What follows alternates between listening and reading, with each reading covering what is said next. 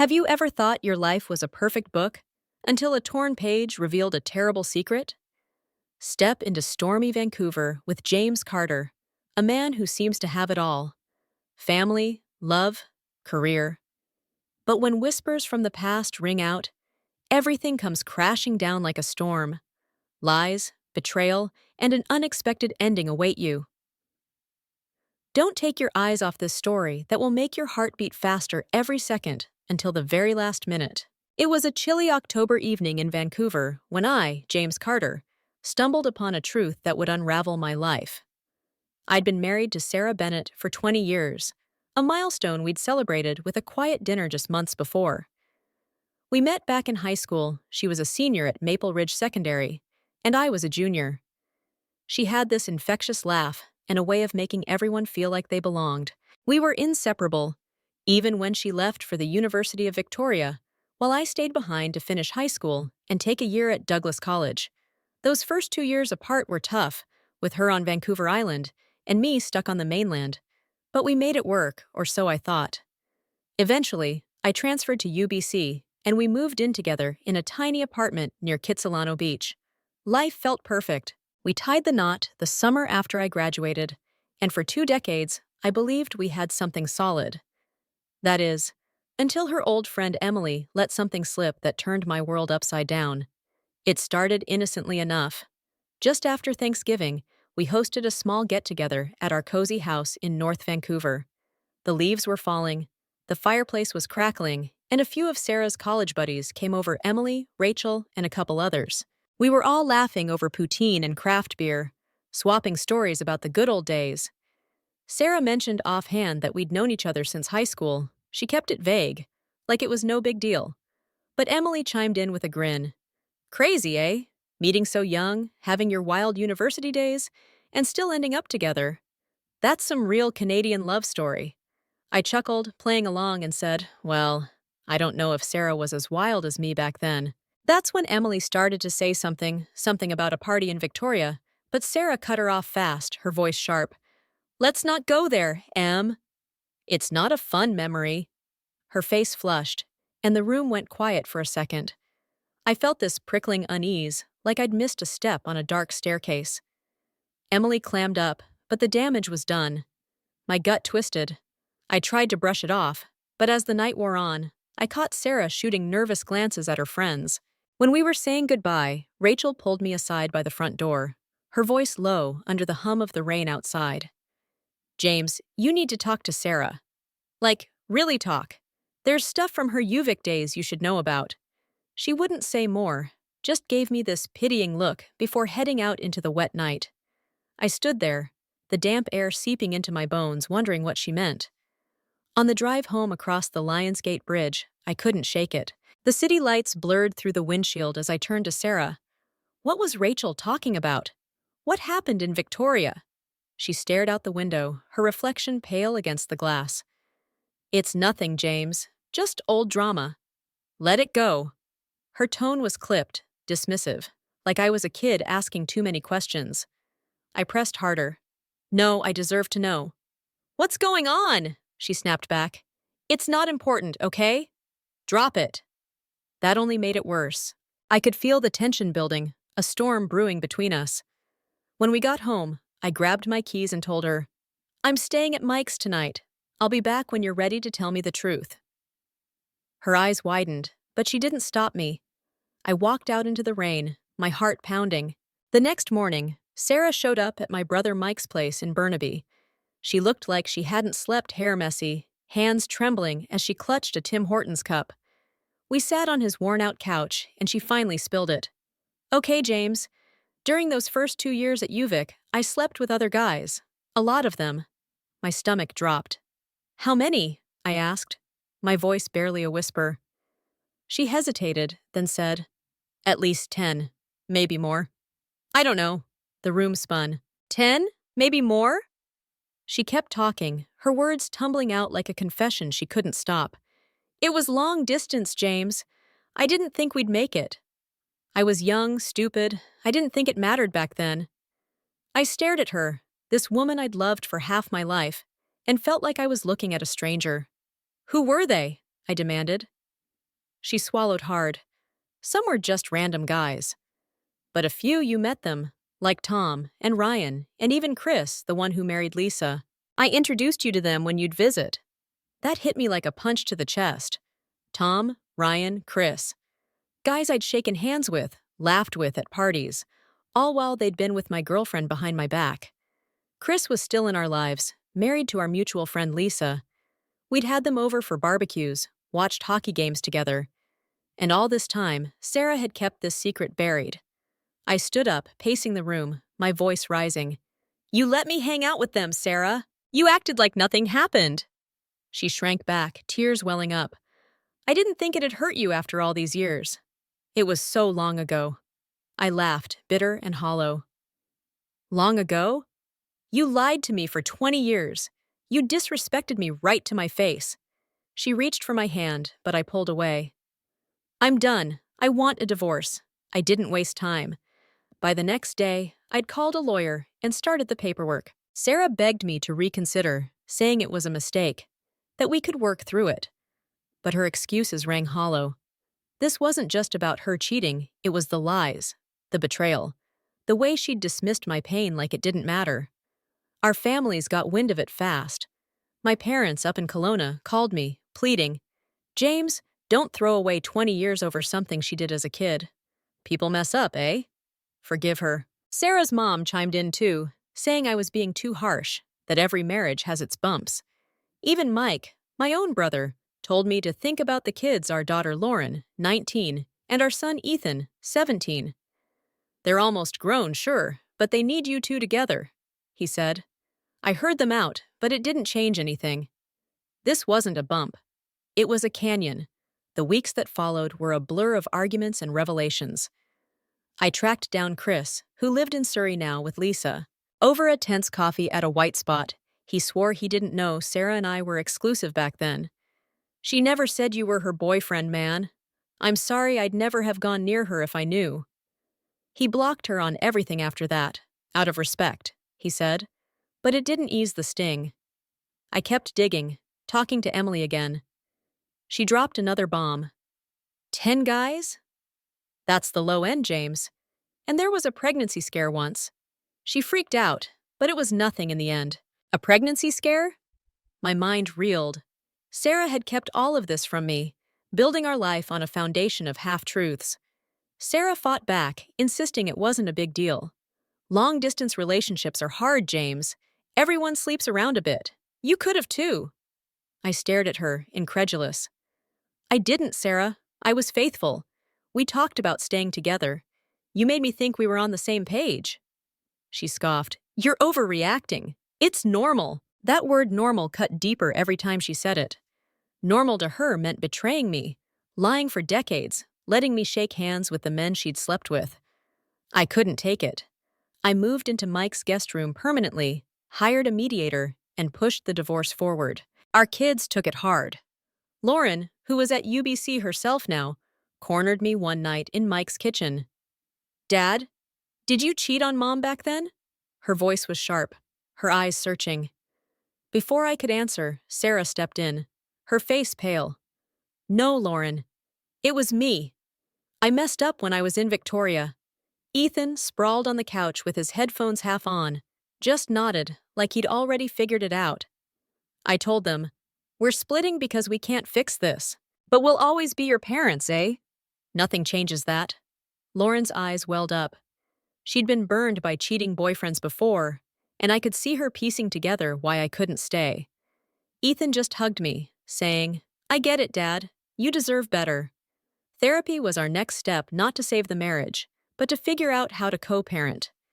We met with a counselor in downtown Vancouver, sitting across from each other in a sterile office. Sarah started off defensive, blaming me for pushing her into those college flings.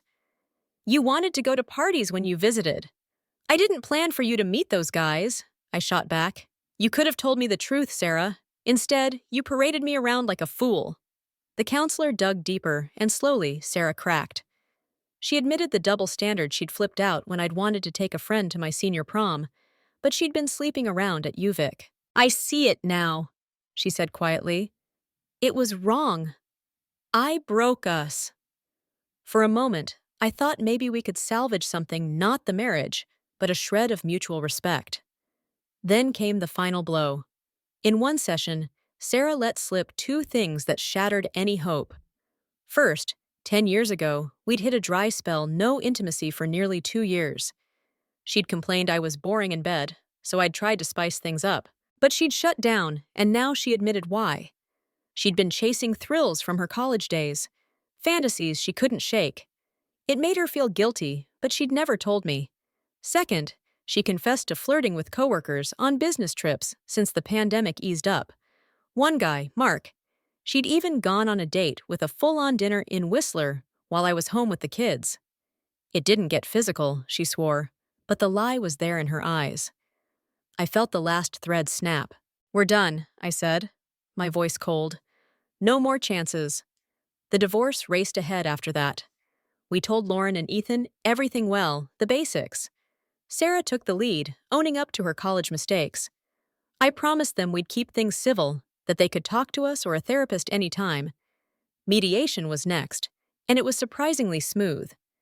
Sarah wanted the house in North Van. She loved the view of the mountains, so I let her have it. She took out a mortgage to buy me out, and we split our savings and RRSPs 50-50. I kept my truck. She kept her SUV. Ethan wanted to live with me, and after some back and forth, Sarah agreed. He'd stay with me until he turned 18, though I pushed him to keep talking to his mom. "She screwed up, buddy, but she's still your mom," I told him. Lauren split her time between us, mostly crashing at my new place in East Van when she wasn't at UBC. I threw myself into moving on. I bought a house near Fraser Street. Nothing fancy, but it had a big garage for my music gear and a deck for summer barbecues. In a fit of rebellion, I traded my old Honda Odyssey for a slick Mazda MX-5. The first time I drove it through Stanley Park, the wind whipping past, I felt alive again. At work, I'm a project manager at a construction firm. A coworker named Claire from accounting asked me out for coffee. She's sharp, funny, and has this warm smile that caught me off guard. I told her, "I'm not ready yet, eh? Rain check?" She nodded, no pressure, and said, "Whenever you're good, James, I'll be around." It was a small thing, but it gave me hope. Sarah and I kept up the counseling, shifting to closure and co-parenting. That's when I noticed she'd already moved on. One session, a guy dropped her off Mark. I'd bet my life on it. She didn't even flinch, just walked in like it was nothing. I wasn't mad, though. It hit me. I was over her, too. The divorce finalized in June, uncontested and clean. The judge signed off, and that was it. 20 years. Gone. Ethan stayed with me, and though he was mad at Sarah at first, he's been texting her more lately. Lauren's thriving at UBC, and we're tighter than ever. I've been seeing a therapist solo, working through the betrayal. It's been brutal, more tears than I'd ever admit to, but the last month, I've felt good, really good. I'm not healed yet, but I'm getting there. I've got my kids, my new place, and a coffee date with Claire in a few weeks. Looking back, I wish Sarah and I had been honest from the start. Maybe it wouldn't have ended like this. But I've learned something. I'm stronger than I thought. I can rebuild. And for the first time in forever, I'm excited to see what's next. Summer faded into fall, and Vancouver's rainy season settled in with a vengeance. My new place on Fraser Street became my sanctuary, rain tapping the windows, the hum of the city just outside, and the faint strum of my guitar filling the quiet nights. Ethan had started his final year at Killarney Secondary, and I could see him wrestling with the changes. He'd spend hours in his room, headphones on, but every now and then he'd wander out to the kitchen, where I'd be cooking, usually something simple, like maple glazed salmon or chili, and we'd talk. Not about Sarah, not at first, but about school, his college applications, his dreams of studying engineering at SFU. I'd nod, stir the pot, and feel this quiet pride that despite everything, we were still us. Lauren, meanwhile, was knee-deep in her second year at UBC. She'd drop by on weekends, her backpack slung over one shoulder, hair damp from the drizzle. "Dad, you've got to try this new ramen spot near campus," she'd say, dragging me out into the wet streets. We'd sit in some hole-in-the-wall joint, slurping noodles and laughing about her latest prof's quirks. She never asked much about the divorce, but I could tell she was watching me, checking if I was okay. "You're doing good, eh?" she said once, her voice soft over the clatter of chopsticks. I smiled, nodded, and said, "Yeah, kid, I'm getting there." It was true I was. Work kept me busy, too. The construction firm had landed a big contract to build a mixed-use tower in Burnaby, and I was running point. Long days, late nights, but I thrived on it. Claire from accounting started popping up more casual chats by the coffee machine, her teasing me about my fancy Mazda. "You're living the bachelor life now, James," she'd say with a grin. I'd laugh it off, but her presence was a bright spot. That coffee date was still on the horizon, and I found myself looking forward to it more than I'd expected. Then came the twist I didn't see coming. It was late October, the air crisp, and the leaves a soggy mess on the sidewalks. I'd just gotten home from a site visit when my phone buzzed a text from Mike. "You need to call Chris. Now." My stomach sank. Chris, the guy from Sarah's past, the one married to Lisa. I hadn't spoken to him since that tense coffee months ago. I dialed him up, pacing my living room as the line rang. When he answered, his voice was tight, like he was holding something back. "James, I found something. You're not gonna like it." He told me Lisa had been cleaning out their attic and stumbled across an old box of college stuff photos, letters, junk from their UVic days. Tucked inside was a faded Polaroid. Sarah and Chris, arms around each other, grinning at some party. On the back, in her handwriting, was a date 6 months after she'd sworn her flings ended. "I thought it was over by then, man," Chris said, his voice cracking. "But this? It means she lied to me too. And there's more." He hesitated, then dropped the bomb. Lisa found a letter Sarah wrote to another guy, some dude named Derek. "It's dated a year after you two moved in together at UBC. She was still seeing him, James. Even after you were in the same city." I gripped the phone so hard my knuckles went white. "Send me pics of it," I said, my voice flat.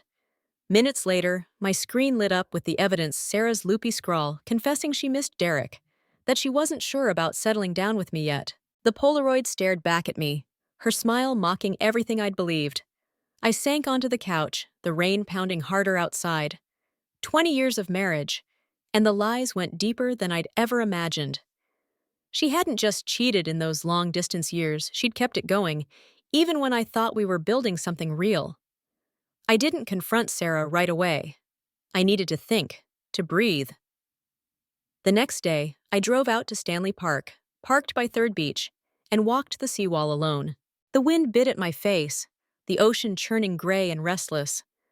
I replayed every moment, every time she'd smiled at me, every promise she'd made. How much of it was fake? I called Mike, told him everything. "She's a ghost, man," he said, angry for me. "You don't owe her anything anymore." He was right, but it didn't stop the ache. A week later, I saw Sarah at our next counseling session. She walked in, all business, her coat dripping from the downpour. I didn't waste time. "I talked to Chris," I said, tossing copies of the Polaroid and letter onto the table. Her face went pale, eyes darting to the papers. "What is this?" she stammered. "The truth," I shot back. "You didn't stop when you said you did. You were still screwing around when we were living together." The counselor tried to step in, but I kept going. "You've been lying since day one, Sarah. How many others were there? How long did it really last?" She crumbled then, hands shaking as she picked up the letter. I didn't mean for it to go that far," she said, voice breaking. "Derek was a mistake. It was just a few months after we moved in. I was scared. James scared we were too young, that I'd miss out. It ended fast, I swear. I didn't buy it. And Chris? That picture's from after you said it was over." She flinched. "That was nothing, just a dumb night. I was drunk." Excuses piled up, each one flimsier than the last. I stood, grabbing my jacket. "I'm done here. You can talk to my lawyer if you've got anything else to say." The fallout hit fast. Ethan overheard me telling Mike about it and stormed out to confront Sarah himself. He came back an hour later, face red, slamming the door. "She admitted it, Dad. Said she lost herself back then." What a load of crap. I pulled him into a hug, promising we'd get through it. Lauren found out too. She texted me, furious. How could she do that to you, to us? I didn't have answers, just told her I loved her, and we'd figure it out. Sarah tried to call, left voicemails begging me to talk. I didn't pick up. Instead, I met with my lawyer and amended the divorce terms. That house in North Van? I wanted half its value now, not just the equity she could refinance again or sell it. I didn't care. The mediator pushed back, but I held firm. She lied about everything. I'm not letting her walk away with more than she deserves. It took weeks of tense negotiations, but she caved. The new settlement hit my account just before Christmas, a hefty chunk that had let me breathe easier. Life kept moving. Ethan got accepted to SFU, and we celebrated with takeout from a food truck near the campus. Lauren started dating a guy from her poli-sci class, some quiet kid who seemed decent. I kept busy with work, the tower project nearing its halfway mark. Claire and I finally had that coffee date at a cozy spot in Gastown, steam rising from our mugs as we talked for hours.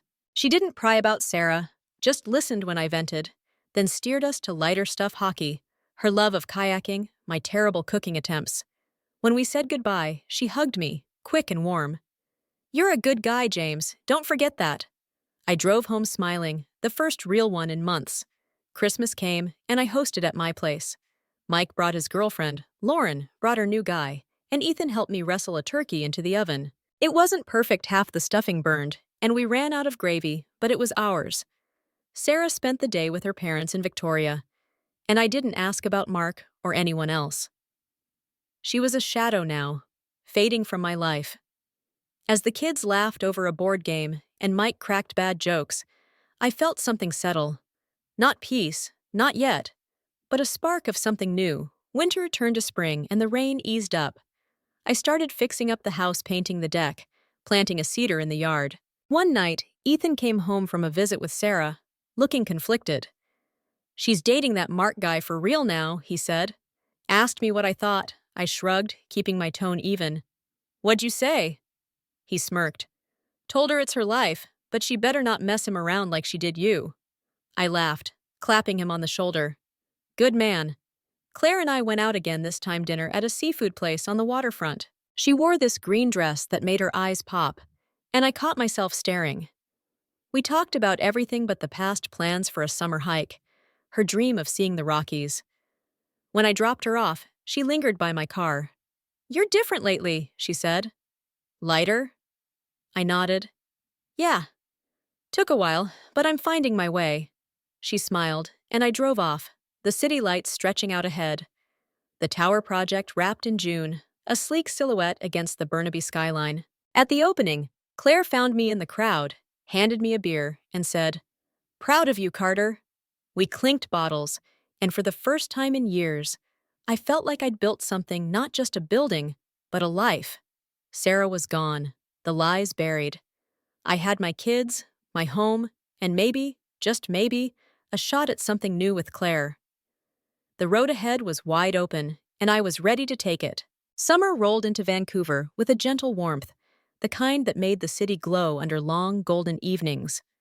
My house on Fraser Street had become more than just a refuge. It was home now, alive with the clatter of Ethan's skateboard in the driveway and the scent of cedar wafting from the tree I'd planted.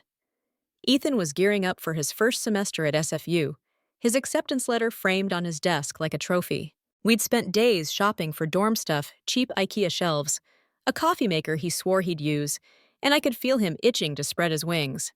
You gonna miss me, Dad? He asked one night, grinning over a plate of burgers I'd grilled on the deck. Like a hole in the head, I shot back, but we both knew the truth. I'd miss him like crazy. Lauren was blooming too. Her poli-sci boyfriend, Ben, had become a fixture at our place. He was a lanky kid with a shy smile and a knack for fixing things, helped me patch a leaky faucet one rainy afternoon without me even asking. He's a keeper, I told Lauren later, and she rolled her eyes but couldn't hide her grin. She'd landed a summer gig at a nonprofit downtown, crunching data for some environmental campaign, and she'd come home buzzing with ideas. Dad, we could totally solar panel this place, she'd say, sketching plans on napkins. I'd nod, half serious, and promised to look into it. Watching her and Ethan carve out their paths made the chaos of the past year feel worth it. Work was steady, the tower project behind me, but new ones lining up. I'd taken on a smaller gig, renovating an old warehouse in New Westminster into lofts, and it kept me out in the crisp morning air, barking orders and sipping coffee from a thermos. Claire started joining me on site sometimes, claiming she needed fresh air from her spreadsheets. We'd lean against my truck during breaks, her teasing me about my beat-up work boots while I ribbed her for her pristine sneakers. Our dates had become a rhythm coffee turned to dinners, dinners to long walks along the False Creek seawall. One night, under the glow of the Science World Dome, she slipped her hand into mine.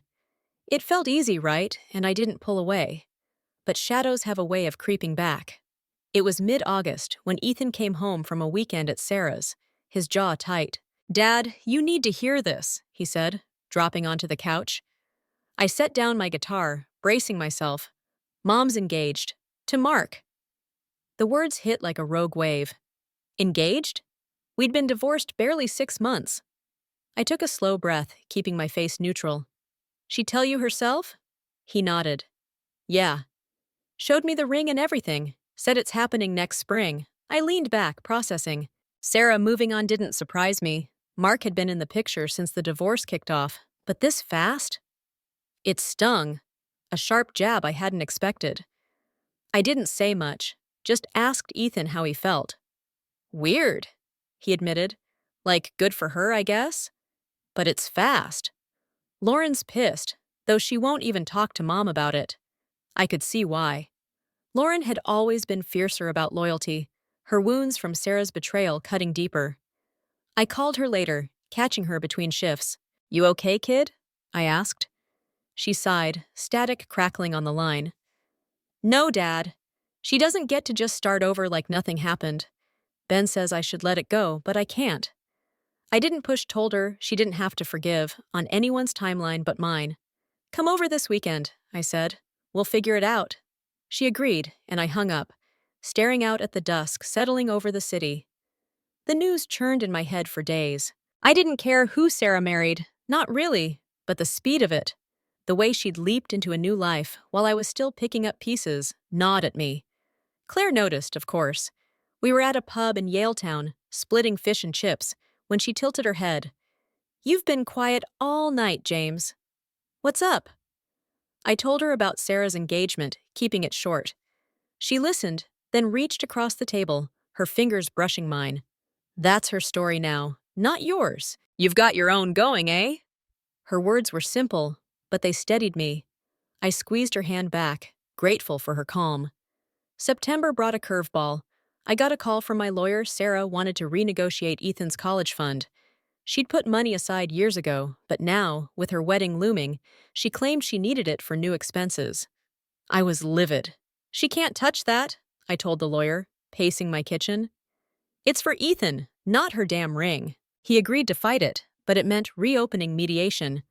I broke the news to Ethan, expecting him to shrug it off, but he exploded. "She's unbelievable. First she bails on us, now this?" He grabbed his jacket and stormed out, heading to Sarah's place in North Van. When he came back, he looked drained but resolute. "I told her if she takes a cent, I'm done with her." She backed off. The mediation never happened. Sarah withdrew her request, probably spooked by Ethan's threat. But it left a mark.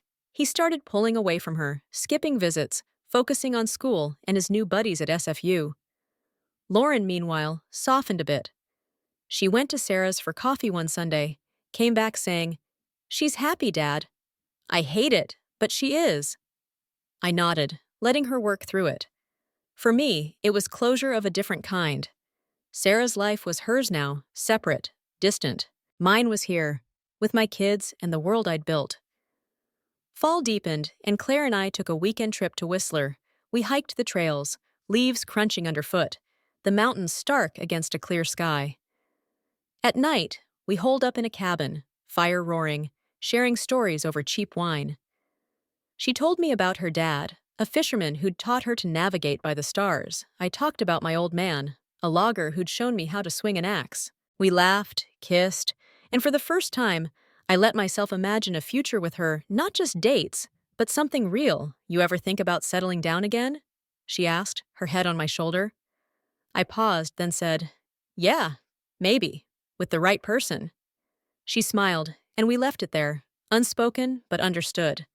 Back in Vancouver, life picked up speed. Ethan moved into the SFU dorms, leaving the house quieter but not empty. Lauren and Ben crashed there most weekends, turning it into a hub of late-night debates and pizza runs. Work threw me a promotion senior project manager, with a fat raise and a corner office overlooking the harbor. I celebrated with the crew at a dive bar in Gastown, Claire by my side, her laughter cutting through the noise. "You're a big shot now, eh?" she teased. "Don't let it go to your head." Then came November, and a storm I didn't see brewing. Lisa, Chris's wife, called me out of the blue. "James, we need to meet," she said, her voice shaky. We grabbed coffee at a Tim Hortons near her place in Surrey, and she slid a USB drive across the table. "Found this in Chris's stuff. You deserve to know." I plugged it into my laptop later, heart pounding. It was a folder of old emails Sarah to Chris dated years into our marriage. Not just flirty, but plans to meet up. Hotel names. Excuses she'd fed me about work trips. The latest was from 5 years ago, when Lauren was in high school and Ethan was still a kid. She'd never stopped, not fully. I sat there, the screen glowing in the dark, fury and exhaustion warring inside me. I didn't call Sarah, didn't need to. I forwarded it all to my lawyer, who said, "This could have changed the settlement, James. Too late now, but it's proof she's a liar." I didn't want the money, I wanted the truth out. I told Ethan and Lauren, keeping it brief. Ethan punched a wall, splitting his knuckles. Lauren cried, then went silent. "We're done with her," Ethan said. And Lauren didn't argue. They cut her off, no calls, no visits. Sarah tried reaching out, leaving voicemails I deleted unheard. Christmas hit different that year. No turkey disasters this time, I smoked a brisket, and Mike brought his girlfriend's famous Nanaimo bars. Lauren and Ben strung lights on the cedar out front, and Ethan cranked holiday tunes until the neighbors complained. Claire came too, fitting in like she'd always been there, her dry humor bouncing off Mike's loudmouth energy. We didn't talk about Sarah, didn't need to. She was a ghost, her engagement a footnote we'd all moved past. Spring arrived, and with it, Sarah's wedding.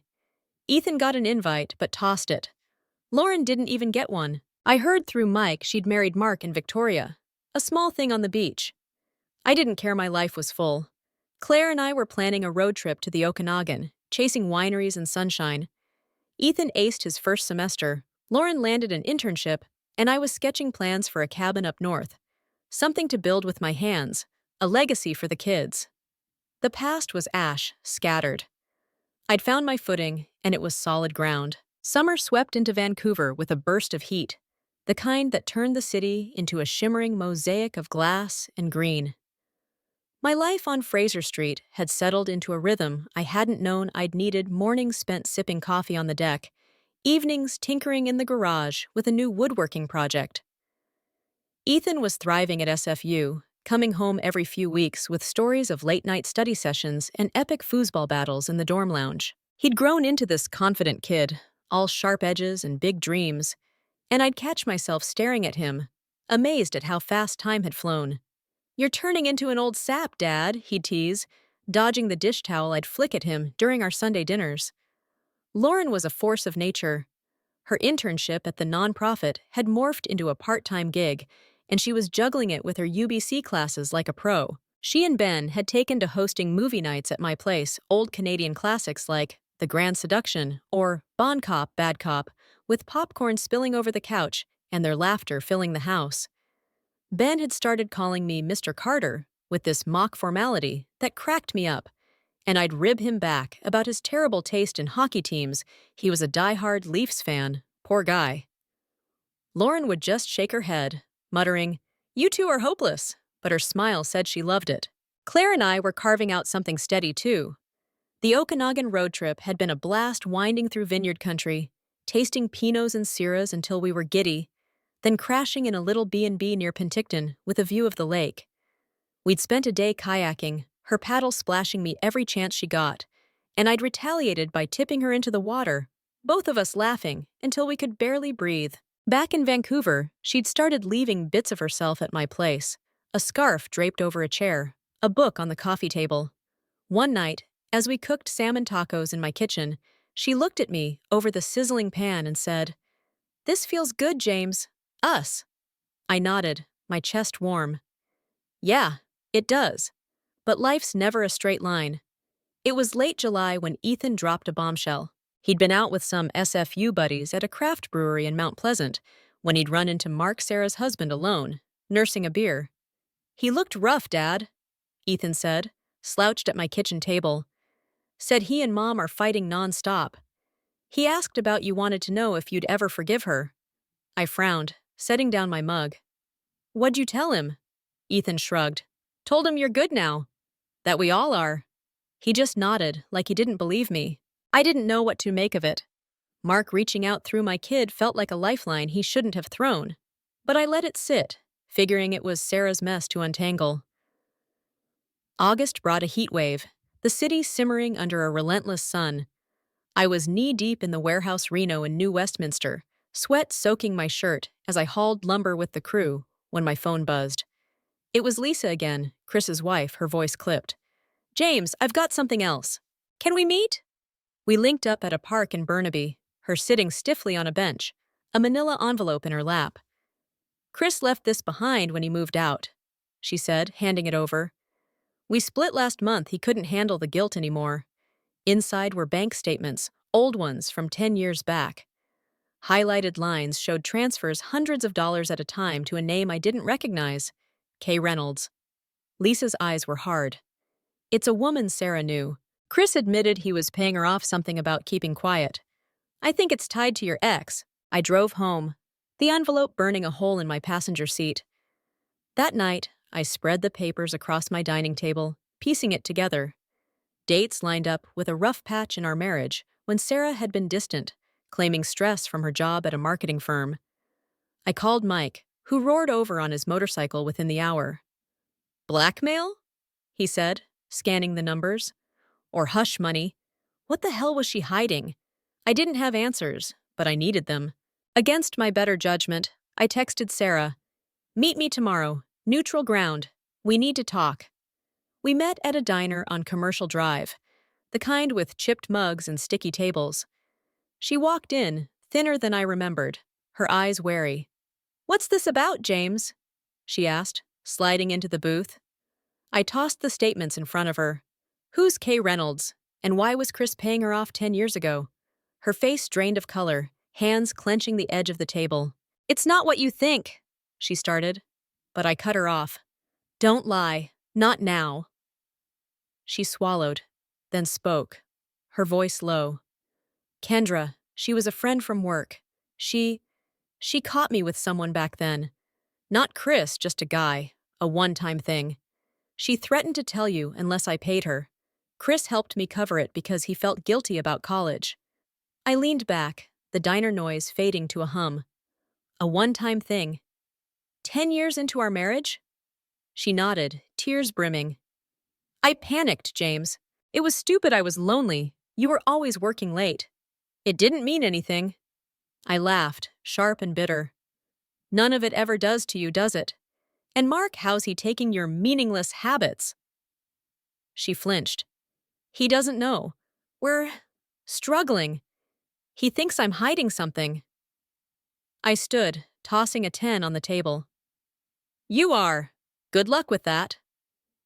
I walked out, the sun blinding, my head spinning. Another affair, another lie, this one, years after she'd sworn she'd changed. I told Ethan and Lauren over dinner that night, keeping my voice steady. Ethan's fork clattered to his plate. "She's never gonna stop, is she?" Lauren's eyes were steel. "I'm done, Dad. No more chances." They both agreed, no contact, no updates. Sarah was out of our lives for good this time. Fall crept in, cooler air washing away the summer haze. Claire and I took a weekend to Tofino, surfing the waves and huddling by a beach bonfire as the Pacific roared. She didn't ask about Sarah, just held me when I got quiet. Her presence a balm. Back home, I threw myself into the warehouse project, watching it transform into something sleek and modern. Ethan started dating a girl from his engineering class, a quiet redhead who blushed when I offered her tea. Lauren and Ben got serious. She hinted at moving in with him next summer, and I gave my blessing, knowing she'd fly no matter what. Then came October and a call from Mark. I almost didn't answer, but curiosity won. "James, it's over," he said, his voice raw. Sarah and she admitted everything. The college stuff, the guy from years ago, even flirting with someone new last month. "I'm filing for divorce." I didn't know what to say. Sorry felt hollow. Good riddance, too cruel. "Take care of yourself, man," I settled on and hung up. Later, Mike confirmed it through Lisa. Sarah was alone again, her second marriage crumbling before it hit a year. Winter settled in, snow dusting the city. I hosted Thanksgiving turkey, mashed potatoes, the works with Claire, Ethan and his girlfriend, Lauren and Ben, and Mike's crew crammed around my table. Laughter bounced off the walls, the cedar out front twinkling with lights. Claire and I were official now she'd moved in, her kayak propped in the garage next to my tools. Work offered me a stake in a new development on Vancouver Island, and I was sketching plans for that cabin again, dreaming of summers by a lake with the kids and Claire. Sarah faded to a whisper.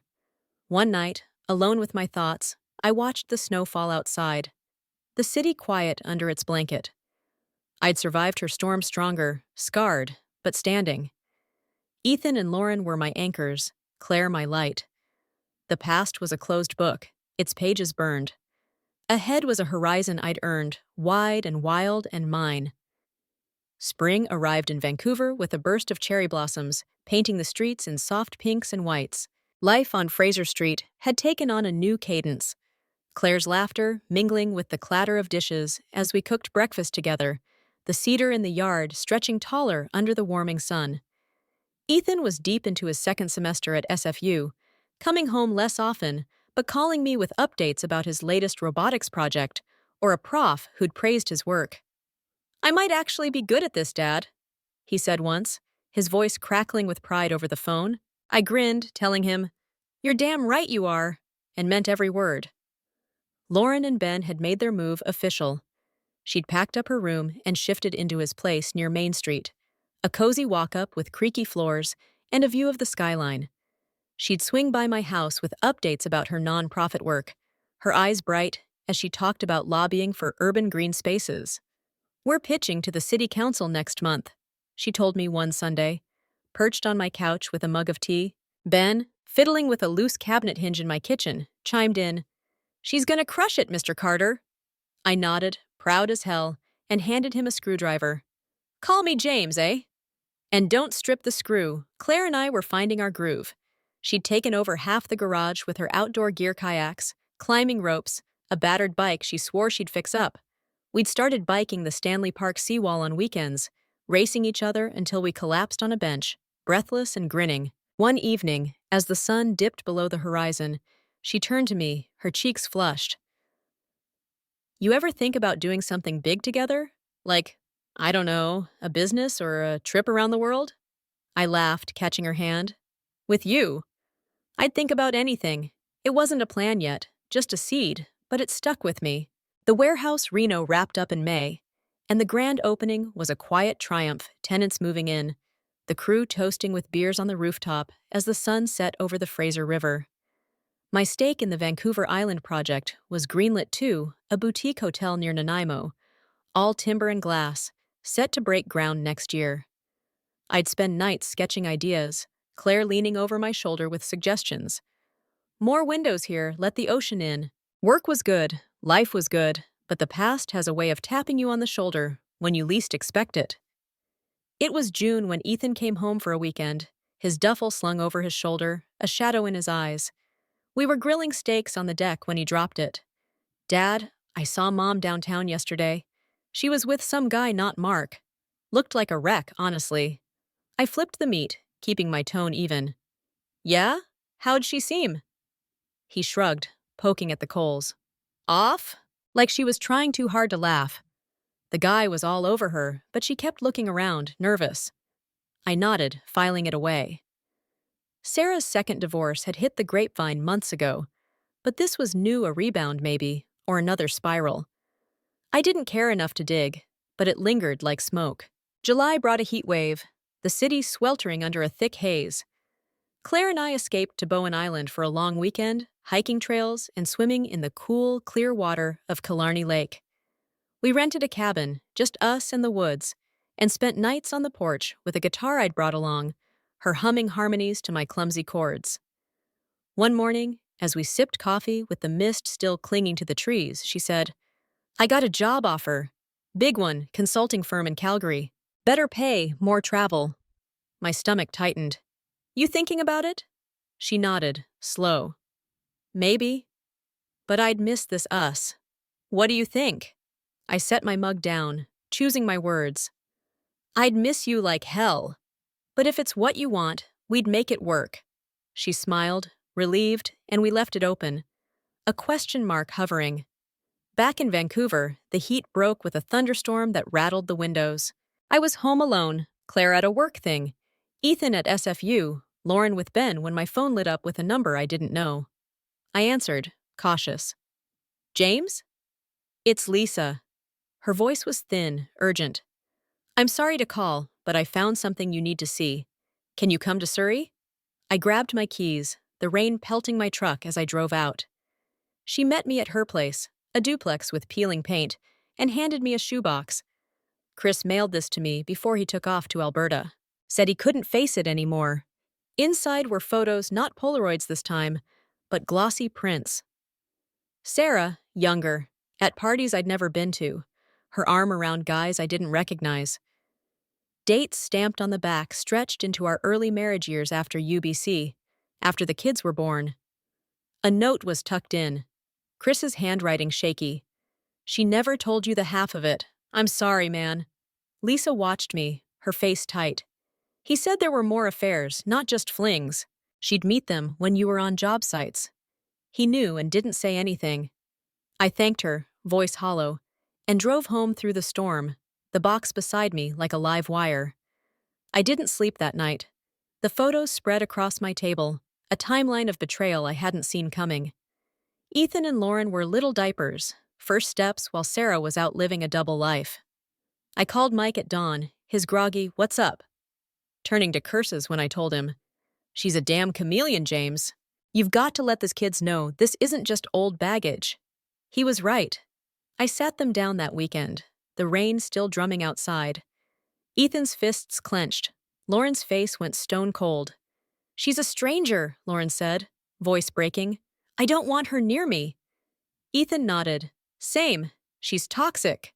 They walked out together, united in their fury, and I let them go, knowing they'd process it their way. August rolled in, and Claire made her choice. She turned down Calgary. "I'd rather build something here with you," she said, kissing me in the kitchen as thunder rumbled outside.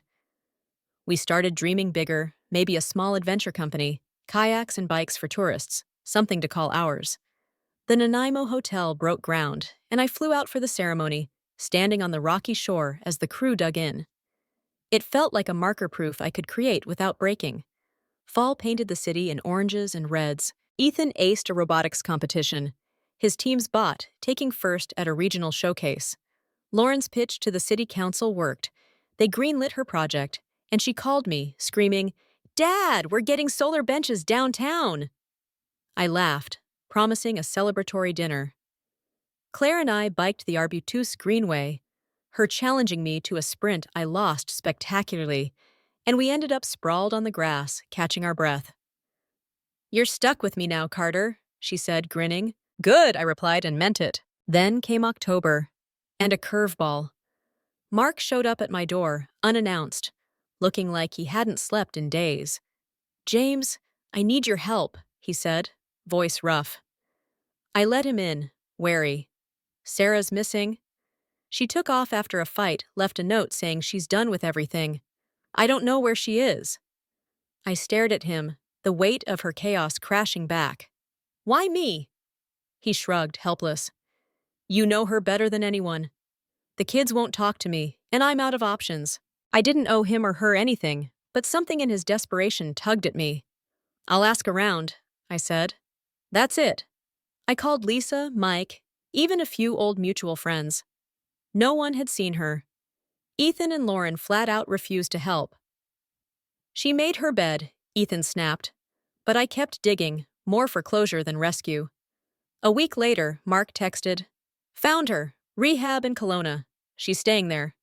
I didn't reply, just set the phone down and walked away. Sarah was a storm that had finally blown itself out, and I was done chasing ghosts. Winter hit hard, snow piling up.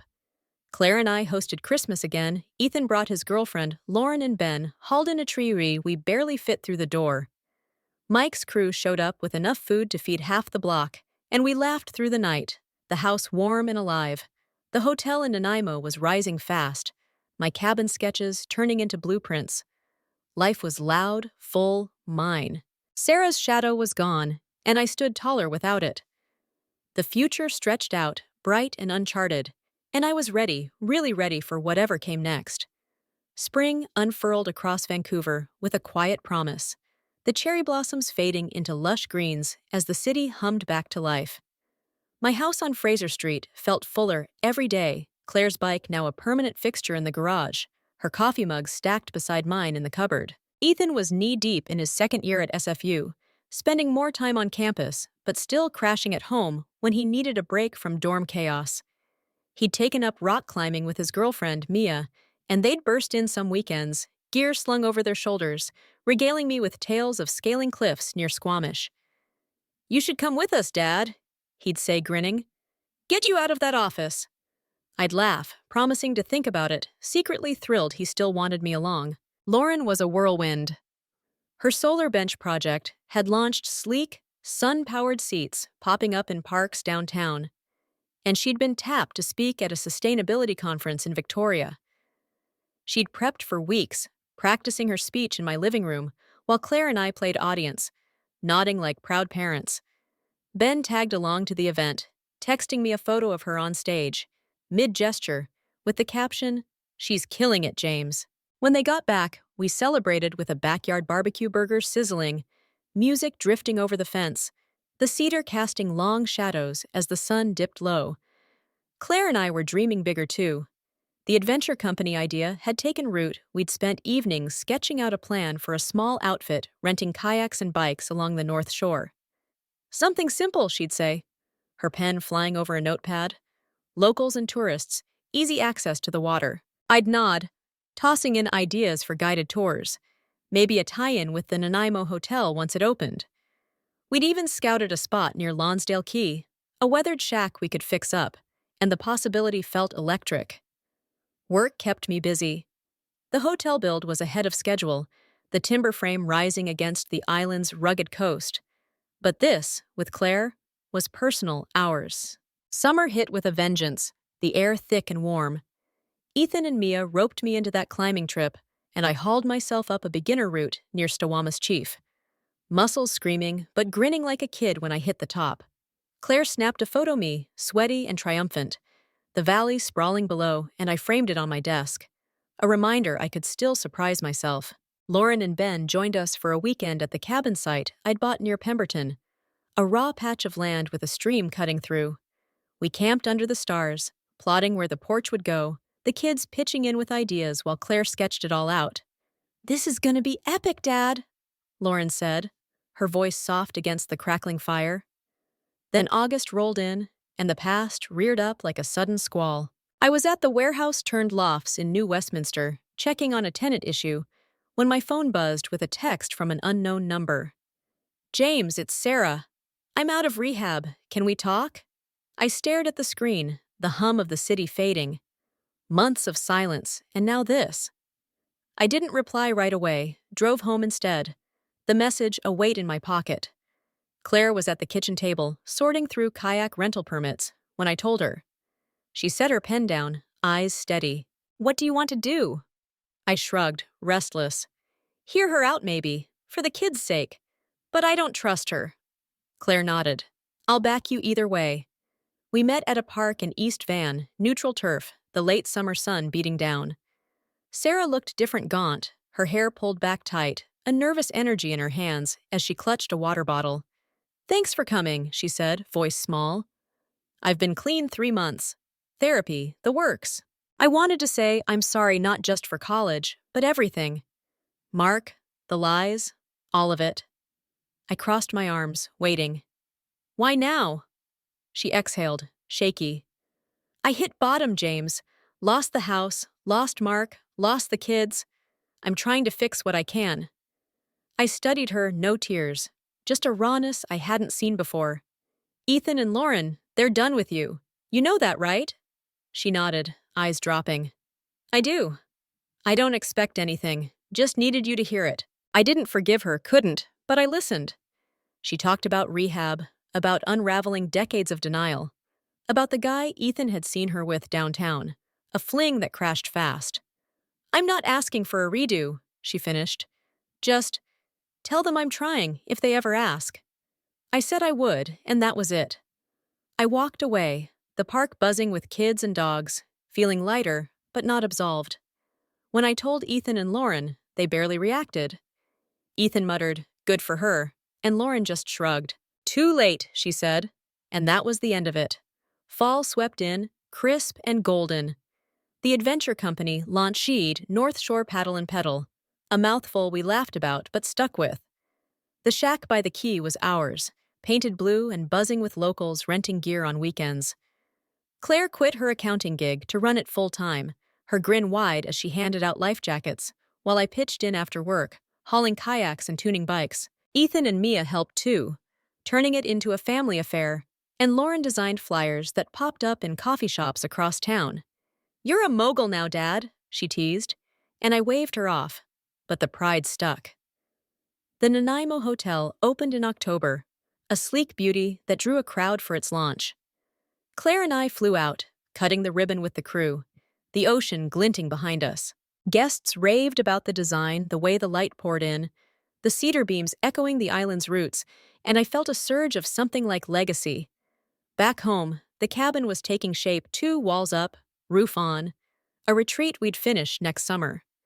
Claire and I spent a weekend there, just us, breaking in the fireplace and talking about roots, about staying put or chasing more. November brought a chill, and with it, a surprise.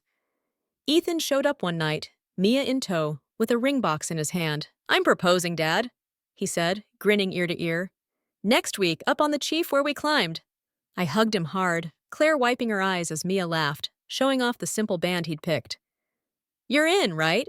he asked me. "Wouldn't miss it," I said, and meant it. The climb was brutal, my legs burned, but I made it, watching from a ledge as he dropped to one knee, Mia's gasp echoing off the rock. She said yes, and we cheered, the valley swallowing our voices. Christmas was a riot, Ethan and Mia planning a small wedding for next fall, Lauren and Ben hosting at their place with a turkey I helped carve. Claire and I hauled in a tree that scraped the ceiling, and Mike's crew turned it into a party, music blaring until the neighbors banged on the wall. Gifts piled up, tools for me, a paddle for Claire, books for the kids, and we toasted to new starts. Sarah sent a card, a short note saying she'd moved to a halfway house in Kelowna, still sober. I showed Ethan and Lauren. They read it, nodded, and set it aside. "Her fight," Ethan said, and that was that. Winter deepened, snow blanketing the city. The adventure company slowed but held steady, locals swapping kayaks for snowshoes we'd added to the lineup. The cabin got its finishing touches, deck stained, windows gleaming, and we broke it in with a weekend of sledding and cocoa, Ethan and Mia plotting their honeymoon there. Work offered me a new gig overseeing a community center in Richmond, and I took it, eager to build something for people, not just profit. Spring loomed, and I felt it, a shift, a settling. Claire and I were solid, the kids soaring, the past a faint echo. One night, as snow melted outside, I stood on the deck, Claire beside me, her hand in mine. "We did good, eh?" she said, voice soft. I nodded, the city lights winking below. "Yeah, we did." The road behind was long, jagged, but ahead it was ours, wide open and bright. I squeezed her hand, ready for it all. Summer draped Vancouver in a warm, lazy haze, the days stretching long and bright over Fraser Street. The house hummed with life, Claire's laughter bouncing off the walls as we perfected a new pancake recipe, the cedar out front swaying in the breeze. Ethan and Mia were knee-deep in wedding plans, setting a date for next September at the cabin, now fully finished with a wraparound porch and a fire pit we'd christened with marshmallows and late-night stories. He'd swing by with updates, blueprints for a drone he was building at SFU tucked under his arm, his excitement spilling over. "We're keeping it small, Dad, just family. A few friends, up by the stream," he'd say, and I'd nod, already picturing it. Lauren was unstoppable. Her community center pitch in Richmond had landed her a grant, and she was designing green spaces, pocket parks, with benches and bike racks across the city. She and Ben had settled into their Main Street place, turning it into a hub of plants and mismatched furniture, and they'd drop by with takeout from a new spot they'd found, usually pho or dumplings. "You've got to try this, Dad," she'd insist, shoving a carton my way, and I'd oblige, marveling at how she'd grown into this fierce, brilliant woman. Ben, ever the quiet fixer, had taken to rebuilding an old bookshelf I'd salvaged, his steady hands a comfort in the chaos. Claire and I were thriving with North Shore paddle and pedal. The shack by Lonsdale Key had become a local staple, kayaks gliding out at dawn, bikes rolling off racks by noon. We'd hired a couple of part-timers, kids from Capilano University with sunburned noses and endless energy, and Claire was in her element, teaching paddle strokes to newbies while I handled the books. The Nanaimo Hotel was raking in bookings too, its sleek lines drawing weekenders from the mainland, and I'd fly out monthly to check on things, Claire tagging along when she could. We'd walk the beach after, her barefoot in the sand, talking about expanding maybe a second location in Squamish, where the mountains met the sea. August shimmered in, and with it came a ripple from the past. I was at the quay, unloading gear, when my phone pinged a message from Mark. "James, Sarah's back in Vancouver. Thought you should know." I paused, the salt air sharp in my lungs. She'd been a ghost since Kelowna, her rehab stint fading into silence. I texted back, short, "Thanks for the heads up." Claire caught my frown when I got home, her hands pausing over a cutting board of peppers. "What's up?" she asked. I told her, keeping it light. "Sarah's in town. No idea why." She nodded, slicing again. "You good with that?" I shrugged. "Doesn't change anything. Just weird, eh?" She smiled, small and sure. "Yeah, weird." September rolled in, crisp and golden, and life sped up. Ethan and Mia dragged me to a climbing gym in North Van to train for their wedding hike, me flailing on the wall, while they laughed, nimble as goats. Lauren's first park opened near Hastings, a ribbon cutting with city folks clapping, and her beaming in a blazer she'd borrowed from Claire. I stood in the crowd, chest tight with pride, snapping photos as she shook hands. Work threw me a curveball too. The Richmond Community Center was fast-tracked, and I was juggling blueprints and permits, racing to break ground before winter. Claire kept me sane, brewing coffee at dawn and dragging me out for evening rides when my head got too full. Then October hit, and Sarah surfaced. It was a rainy Tuesday. I was at the shack, fixing a busted paddle when she walked in, soaked and hesitant. "James," she said, voice thin over the patter on the roof. I straightened, wiping my hands. "Sarah, what's this about?" She shifted, rain dripping from her coat. "I'm working now waitressing downtown. Been sober a year. I wanted to see you, not to fix anything, just to say I'm trying to be better." Her eyes were clear, no tremble, but I kept my distance. "Good for you," I said, neutral. "Kids know you're here?" She shook her head. "Not yet. I won't push.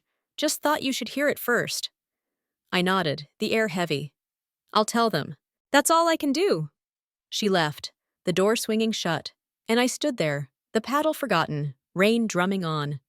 I told Ethan and Lauren that night over pizza at my place. Ethan frowned, picking at his slice. "She's got nerve showing up now." Lauren's jaw tightened. "Waitressing? What's next? She wants a medal?" I stayed calm. She's not asking for anything, just saying she's here, sober. Up to you what you do with it. They didn't bite. Ethan muttered something about focusing on Mia, and Lauren said, "I've got enough on my plate." I let it drop, knowing they'd decide when they were ready, if ever. November swept in, leaves piling up. The community center broke ground, a sprawling space with a gym and gardens, and I threw myself into it, hammering stakes and barking orders in the drizzle. Claire and I took a weekend to Tofino again, surfing until our arms gave out, then sprawling on the beach with driftwood crackling in a fire. You think she'll stick around? Claire asked, her head on my chest. Sarah? I shrugged. Maybe. Doesn't matter. We're past her. She squeezed my hand, and we watched the waves, the horizon endless. December roared in with a snowstorm, blanketing the city. Ethan and Mia's wedding prep hit high gear. They'd settled on a rustic setup, wooden benches by the cabin stream, and I'd been roped into carving signs for the trail. Lauren and Ben hosted a pre-holiday party, their place stuffed with friends and string lights, and I brought Claire, her arm looped through mine as we dodged Ben's terrible eggnog. Christmas was at my place again, Ethan and Mia, Lauren and Ben, Mike and his girlfriend, the table groaning with food. Claire and I had splurged on a trip for the kids' flights to Banff for New Year's, a surprise we slipped into their stockings. Their cheers shook the rafters, and I caught Claire's eye, her grin mirroring mine. January dawned cold and clear. The adventure company added ski rentals, a hit with the North Shore crowd, and Claire was out every weekend, testing trails and coming back rosy-cheeked. The Nanaimo Hotel won an award sustainable design, some fancy plaque I hung in my office, and the Richmond Center's walls went up, kids already peeking through the fence. Sarah sent a text. Heard about the hotel. Congrats! I didn't reply, just deleted it. Her voice a faint echo I didn't need. Spring bloomed again, and Ethan's wedding loomed. We hiked to the cabin the day before, a small crew of us, Mia's parents, Lauren as maid of honor, me fumbling with a tie Ben had lent me. The ceremony was simple, vows by the water, Ethan's voice steady as he promised Mia forever. I stood beside him, chest full, and when they kissed, the cheer went up, wild and free. Claire squeezed my hand, whispering, You raised a good one. I nodded, throat tight. Summer settled in, and life flowed on. Lawrence Parks multiplied 3 now, with a 4th planned, and she was eyeing a master's at UBC. Ethan and Mia moved into a tiny place near SFU, their drone buzzing over my yard on visits. Claire and I pitched a Squamish outpost for the company, scouting land with a realtor who swore it'd be gold. The cabin became our retreat weekends with the kids, barbecues under the stars, the stream a constant murmur. One night, as Claire and I sat on the porch, the sky streaked with pink, she said, This is it, eh? Our life. I pulled her close. Yeah, and it's damn good. Sarah faded to a rumor still waitressing, still sober, but not our story. The past was a closed gate, rusted shut. Ahead was us, me, Claire, the kids, the world we'd built. It was solid, real, and I walked it with my head high, every step mine to take. Fall swept into Vancouver with a blaze of color, the leaves turning the city into a patchwork of reds and golds. Life on Fraser Street pulsed with a steady beat. Claire's boots thumping up the stairs after a day at the quay, the cedar out front rustling as the wind picked up. Ethan and Mia were settling into married life. Their little place near SFU, a mess of unpacked boxes and takeout containers, but they'd swing by with stories of drone races and Mia's new gig at a tech startup. We're broke but happy, Dad, Ethan said one Sunday, grinning over a plate of ribs I'd smoked. I laughed, clapping his shoulder, glad to see him carving his own path. Lauren was a dynamo. Her 4th park was greenlit, a big one near Commercial Drive with a community garden, and she'd started her master's at UBC, juggling classes with late-night grant proposals. She and Ben had adopted a scruffy mutt named Rusty, who'd bound into my house trailing mud and chaos, Lauren chasing after him with a towel. He's a terror, Dad, but we love him, she'd say, and I'd nod, tossing Rusty a treat, while Ben wrestled him still. Their Main Street place was a revolving door of friends now, and I'd drop by with Claire, her arm tucked in mine, both of us marveling at Lauren's unstoppable energy. North Shore Paddle and Pedal was booming. The Squamish Outpost deal closed a rugged lot by the river, perfect for kayaks and climbers, and we broke ground in October, hauling lumber and dreaming big. Claire was all in, sketching layouts for a gear shop while I negotiated with suppliers, our evenings spent poring over plans with mugs of tea. The Nanaimo Hotel hit a milestone 2 full occupancy for a month straight, and I flew out to celebrate with the staff, walking the halls I'd designed, the ocean air sharp and clean. Claire met me there, and we hiked the nearby trails, her hand finding mine as we watched eagles soar overhead. Winter loomed, and the city braced for it. Ethan and Mia roped me into a snowshoeing trip near Cyprus, the three of us trudging through powder, their laughter cutting through the stillness. Lawrence Park opened with a winter market booths of cider and crafts, and I stood in the crowd, Claire beside me, as she cut the ribbon, Rusty barking at her heels.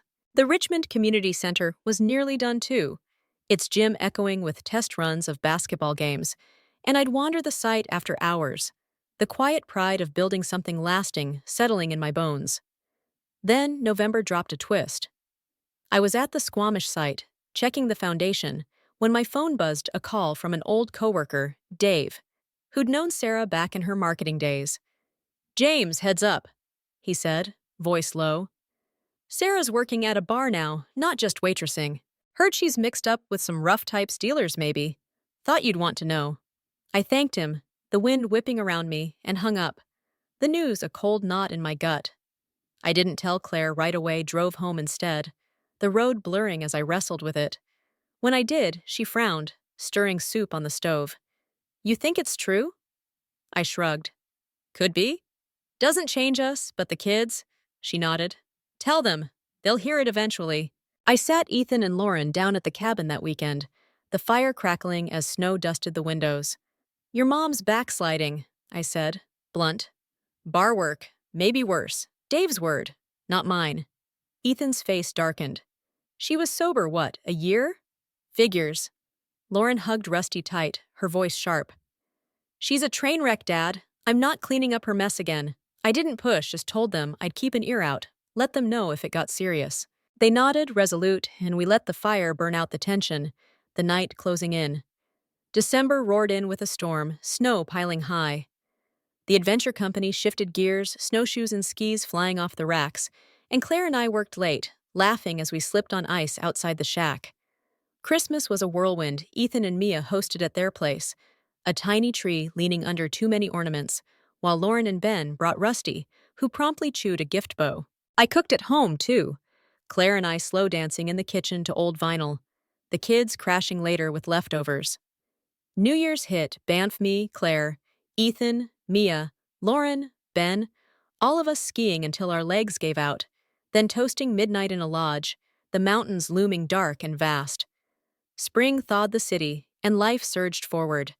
The Squamish outpost opened a launch party with local brews and a bonfire, climbers toasting us as kayaks bobbed in the river. Lauren's master's thesis took shape, a study on urban resilience, and she'd ramble about it over coffee, her passion lighting up the room. Ethan and Mia started house hunting, eyeing a fixer-upper in Burnaby, and I'd tag along, pointing out creaky floors they'd swear to love. The Richmond Center wrapped, its grand opening packed with families, and I stood back, watching kids shoot hoops, Claire's arm around my waist. Then May cracked open a fault line. Dave called again, urgent. "James!" "It's bad." Sarah's in deep cops raided the bar. She's not arrested, but she's tied to some guy they nabbed. Drugs, for sure. I gripped the phone, the keys bustle fading. "She okay?" He hesitated. "Physically, yeah, but she's scared, hiding out somewhere." I thanked him, mind racing, and told Claire that night, her face tight as she listened. "What now?" she asked. I sighed. "Check on her. Once. Then I'm out." She nodded, trusting me to draw the line. I tracked Sarah down through Dave, a dingy motel off Hastings, the neon sign flickering. She answered the door, hollow-eyed, a bruise on her cheek. "James," she whispered, stepping back. The room stank of smoke and despair. "What happened?" I asked, staying by the door. She sank onto the bed, voice cracking. "I slipped. Drank again, met this guy, Tony. He promised easy money. It went wrong fast." I crossed my arms. "Cops?" She shook her head. "Not yet. Tony's gone. They got him. I'm next if I don't run." I didn't soften. "You've got to get out, Sarah. For real this time. I'll tell the kids you're alive, that's it." She nodded, tears streaking her face. And I left, the door clicking shut behind me. I told Ethan and Lauren the basics. She was alive, messed up, on her own. Ethan cursed, pacing. She's a black hole, Dad. Lauren's eyes were steel. Let her sink. We're done. I agreed, and that was the last thread cut. Summer bloomed, and we moved on the cabin, hosting a barbecue for the wedding's first anniversary. The Squamish outpost thriving. Lauren's thesis earning raves. Claire and I booked a fall trip to Iceland geysers and glaciers, a new horizon. Then came the end, sharp and wild. It was late August, the air heavy with heat, when Mike burst in, breathless. James, turn on the news now. I flicked on the TV, Claire beside me, and there it was. A grainy shot of that motel, police tape flapping, a reporter's voice cutting through. A woman identified as Sarah Bennett, 45, was found dead this morning in an apparent overdose. Authorities say she was linked to a drug ring busted earlier this year. The room froze. Ethan and Lauren walked in mid-broadcast, their faces crumpling. Mia grabbing Ethan's hand, Ben pulling Lauren close. I stood, numb, Claire's grip tight on my arm. The day's blurred, cops confirming it. A small service we barely attended. Her ashes scattered somewhere we didn't ask. Ethan and Lauren grieved in bursts, anger and loss tangled tight, but they leaned on us, on each other. The news faded, but the echo didn't. Sarah, gone. A final storm snuffed out. We gathered at the cabin that weekend, the stream rushing loud, and toasted her once, not for what she'd done, but for what she'd been, long ago. Then we let her go. Fall flared bright, and life roared back. The Iceland trip loomed. Claire and I plotting midnight sun and hot springs. Ethan and Mia closed on their house. Lauren defended her thesis with a standing ovation, and the company hit record numbers.